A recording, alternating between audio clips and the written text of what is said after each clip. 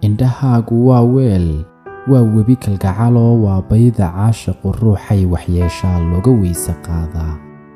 indhahaagu waa wiig, wakhti iyo dharaaro, labadii iswaayee tabashada wareeraad isu soo wadaayood axadaha wax siisaa.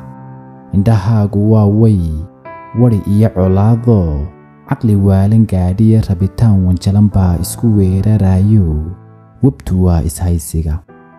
indhahaagu walow ay wejigaaga yaalliin, waxaan moodi jiray abid inay wax boggaagiyo wadnahaaga sheegtaan.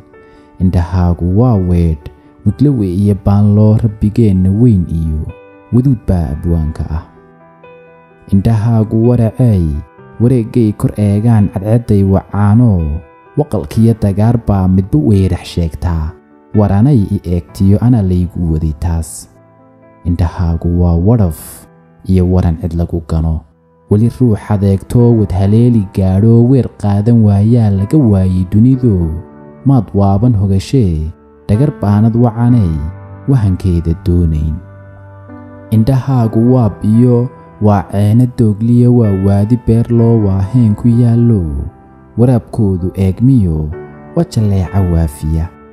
indhahaagu weheshiga, waa waraaq qoraallo, wadcigaad ku sugantiyo warwarkiyo dhibtaadaa laga waaya dheehdaa. indhahaagu waa qood, warwarkiyo dhalaalkay sida waa baryaano, ruuxii kol waayaa gudcurrada wanjaaciya. indhahaagu waanada, waa wadaadaf dheeroo, qof samaan ka weecdoo waalid caasiyaayay waaxidkii abuuriyo wacdi doora siiyaan. indhahaagu wiilkay ka wadaan dareenkoo, guda walaalacdoodiyo weynaantu hiloobay wanqashaa astaanoo, wejigiyo dibnaha iyo camankay wareegtada u diraan war faraxlooy abidkood wakiishaan. carre edeg waxyaaliya indhahaagu waa waddan, shacab iyo wasiirre leh, xigto iyo walaalla leh, wadartoodu waa boqol.